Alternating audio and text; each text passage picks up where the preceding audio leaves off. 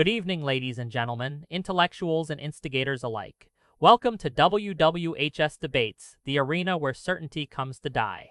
I'm your host, Wick, your low-rent Socratic moderator, and you can find me everywhere at Wick TV, so no excuses there. Tonight, we're diving headfirst into an economic minefield with the question, the Trump tariffs, genius strategic leverage, or one of the most catastrophic blunders in modern U.S. economic history? Now, as always, this isn't just about yelling opinions into the void. We're here for the ideas, the tension, and maybe, if we're lucky, a little clarity. Our format is simple. Each speaker will have time for an opening statement, followed by an open back-and-forth exchange, and then we'll round things out with final thoughts and closing statements. And tonight's guest lineup? On one end of the ring, the razor-tongued, irreverent voice of reason himself, Christopher Hitchens. And across from him, never short of confidence or controversy, Charlie Kirk. Gentlemen, sharpen your arguments and keep it spicy but civil. Hitchens, the floor is yours for your opening. Enlighten us.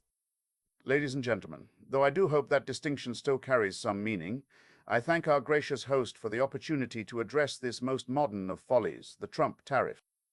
Now, before anyone rushes to accuse me of having some instinctive disdain for Mr. Trump, though I admit the temptation is rather grand, I would point out that the policy in question must be examined not by who proposed it, but by what it achieves or fails to achieve. That, I would argue, is where the Trump tariffs reveal themselves, not as clever statecraft or masterful negotiation, but rather as the crude spasms of economic nationalism dressed in the rags of populist theater. What do tariffs do, fundamentally? They are a tax. A tax not on foreign governments or companies, but on one's own citizenry. A tax paid by the consumer at the till and disproportionately by the working-class voter whom Mr. Trump so theatrically claims to champion. You will note, I hope, the pungent irony. These tariffs were imposed with the professed aim of revitalizing American industry, steel in particular. And what was the result? Temporary gains for a select few, followed by retaliatory tariffs that punished American farmers, manufacturers, and exporters. We saw supply chains disrupted, prices rise, and trade partners alienated. All in the name of what? A campaign slogan? Now, I've always believed that nationalism is the enemy of clear thinking. The idea that erecting walls, economic or physical, leads to strength is a delusion sold to those who believe the past can be recaptured with enough bluster and belligerence. The world is not a monopoly board, and trade is not a zero-sum game. Mr. Trump's tariffs were not born of a nuanced understanding of macroeconomics or global trade, but of a bruised ego, the urge to punish rather than persuade, and a disdain for expertise that borders on the pathological. In sum, these tariffs have been not merely a blunder, but a demonstration, if any were still needed, of how economic ignorance can be weaponized for political theater at the cost of a nation's long-term prosperity. Thank you, Mr. Hitchens, cutting as always, like a scalpel dipped in scotch. Now then, Mr. Kirk, your turn to wade into the economic trenches. Take the podium. Thank you very much, and thank you, Wick, for hosting what I believe is an incredibly important discussion. Not just for economists or academics, but for every single American who works, earns, and dreams in this country. Let's get right to the point. The Trump tariffs were not a blunder. They were a necessary correction, a bold, long overdue disruption to a global trade system that has, for decades, hollowed out American manufacturing, shipped our jobs overseas, and enriched a communist regime in Beijing that doesn't share our values, our freedoms, or our respect for human dignity. Christopher Hitchens, whom I respect as an intellectual, even though he's, shall we say, a bit wedded to the Davos crowd's idea of globalism, calls this policy economic nationalism dressed in populist theater. But what he misses is that millions of Americans lived the consequences of so-called free trade. They lost their factories, their homes, their communities, and no amount of highbrow British sarcasm will pay their bills or bring their jobs back. Tariffs, Mr. Hitchens, are not just taxes. They are tools. Tools that any sovereign nation should wield to defend its economic interests, protect its workers, and rebalance relationships that have gone off the rails. Why should America tolerate endless trade deficits with countries that manipulate currency, exploit cheap labor, and send us poisoned drywall and fentanyl in return? Under President Trump's leadership, we saw jobs return to America. Steel plants reopened, domestic production rose, and yes, for the first time in decades, China was put on notice. They didn't like it. Of course they didn't. And that's because, for once, the United States wasn't playing the sucker. Now, I'm not here to pretend that tariffs don't have costs. They do. But the real question isn't whether they're perfect. It's whether they are strategically deployed to achieve leverage. And that's exactly what Trump was doing, shaking the table, forcing renegotiations, putting America first. Globalism has had its run. It's made billionaires richer, it's made China stronger, and it's left the American middle class in the dust. Trump's tariffs were a course correction, not a blunder. And I'd argue, especially to those watching at home who work with their hands, run small businesses, and are tired of seeing made in China on everything they buy, that this wasn't just smart economics. It was patriotism in action. Thank you, Mr. Kirk. Strong words. Now let's see if they hold up under crossfire. We're moving into the back and forth segment, our civilized version of a bar fight. Gentlemen, to your podiums. Let's see who blinks first. Ah, yes, patriotism in action. Nothing quite like a tax hike disguised as a love letter to the working man. Mr. Kirk insists that tariffs are a tool. Very well. But a tool, used incompetently, becomes a weapon against oneself. And in this case, wielded by a man who thought trade deficits were proof we were being beaten in a deal, as if global commerce were a pub fight and not a complex ecosystem. I should remind the audience that the very industries Mr. Kirk holds up as evidence, steel, aluminum, did not undergo some miraculous resurrection. They flickered briefly, yes, before being hit by higher input costs and retaliatory tariffs. And who paid the price? The very workers he claims to defend. With all due respect, Christopher, you sound like you've never set foot in Youngstown, Ohio. Maybe the wine bars in London can afford to lose industry to global competition, but the people I speak to in Middle America, they know what deindustrialization looks like, and Trump didn't create the trade war. He responded to decades of economic surrender. China was at war with us long before we responded. And you talk of input costs, sure, some went up, but compare that to the strategic goal, bringing jobs back, asserting sovereignty, ending our addiction to cheap foreign goods that come at the cost of freedom and dignity. You'd rather America be liked than be strong. Oh, please. This faux populism, this fetishization of industrial decline is not an argument. It's sentimentality dressed as strategy. I've been to Youngstown, and let me tell you, people there don't want handouts or protectionism. They want honest opportunity, not illusions conjured by a property developer turned reality TV star. Tariffs don't solve automation.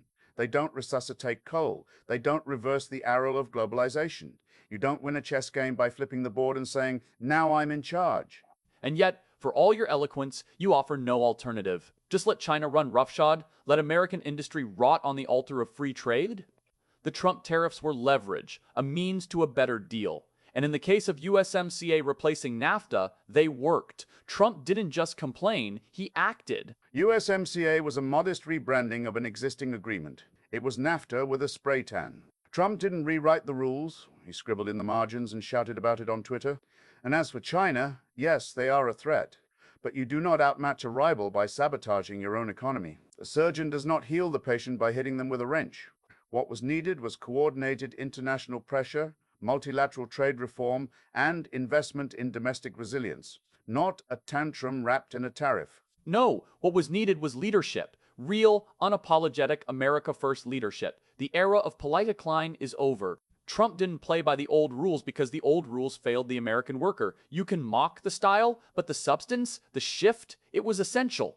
Essential perhaps in the way a bull is essential to the workings of a china shop. Loud, disruptive, and deeply unaware of the cost of its movements. The Trump tariffs were not a stroke of genius. They were a thudding testament to what happens when populist fervor is mistaken for policy. But please, Mr. Kirk, do go on telling the unemployed steelworker that what he really needed was higher prices on washing machines. That wraps up the back and forth, plenty of jabs, the occasional uppercut, and thankfully no need for a moderator-issued timeout. We're now heading into closing statements. You each now have time to land your final shot or salvage your position, dealer's choice. Since Hitchens had the first word, Mr. Kirk, you now get the first of the last. The stage is yours. Thank you. Look, I'll close by saying this. The Trump tariffs weren't just about economics. They were about respect. Respect for the American worker, respect for sovereignty, and respect for the idea that our economy should serve our people. not just corporate profits or international elites who've never missed a meal because of a factory closure in Indiana. My opponent, Christopher, brilliant as he may be, believes in a world where ideas float above people, where theory trumps reality, where you can talk about global cooperation and multilateral trade reform while entire American towns become ghost stories. That kind of thinking gave us the status quo that Trump had the guts to challenge. Were the tariffs perfect? No, but they changed the conversation. They made it clear that America would no longer sit quietly while its wealth, its jobs, and its future were siphoned off in the name of an economic ideology that had failed to deliver for decades. Sometimes, to fix a crooked system, you have to break some norms. Trump wasn't afraid to do that, and here's the proof. We're still debating it. Because the tariffs weren't a blunder, they were a wake-up call. One that reminded the world that America is not just a market to be exploited, but a nation to be defended. That's the essence of America First. And for the millions who finally felt heard, who saw someone stand up to China, to broken trade deals, to the globalist orthodoxy, it was long overdue. Appreciate that, Mr. Kirk. Concise, confident, and not a single reference to Reagan. Growth. Mr. Hitchens, the final word is yours. Enlighten or eviscerate. It's your choice. Thank you. Mr. Kirk has, with great enthusiasm and the polished fervor of a man selling patriotism like it's a vitamin supplement, insisted that these tariffs were a wake-up call, a show of strength. Respect, he calls it. But I would submit to you that respect is not measured by how loudly one shouts, "America first," nor by how many trade deals one throws into a shredder without understanding their contents. Respect is measured by results, by consequences, and by the truth, not by performance. And what are the truths, ladies and gentlemen? That the Trump tariffs raised prices for consumers, that retaliatory tariffs hurt American farmers, prompting a bailout that cost billions, that the trade deficit, yes, the very thing Trump set out to fix, grew, that supply chains were disrupted, uncertainty spread, and global alliances frayed. I was accused of offering no alternative. On the contrary, a serious, coordinated international response to China's abuses through alliances, rules, and the collective weight of democratic nations would have been far more effective than playing economic whack-a-mole with tariffs. Mr. Kirk speaks of the hollowing out of American towns. A tragedy, to be sure. But what he won't admit is that the decline of these communities is due far more to automation, to corporate greed, and to decades of neglect in education and infrastructure than to any single trade deal. Tariffs are not a time machine. They are not an economic resurrection spell. Trump didn't change the game. He just broke the board and called it a victory. And finally, this idea that America must be defended economically by acting rashly, selfishly, and unilaterally. It is not strength. It is insecurity masquerading as muscle. It is the bluster of a man who mistakes belligerence for leadership. Patriotism, real patriotism, is not loud. It is not jingoistic. It is not a tariff slapped on a Canadian washing machine. It is the steady, quiet work of building a future that is fair, prosperous, and cooperative. The Trump tariffs will not be remembered as genius. They will be remembered as an expensive experiment in populist cosplay, one that cost the country far more than it gained.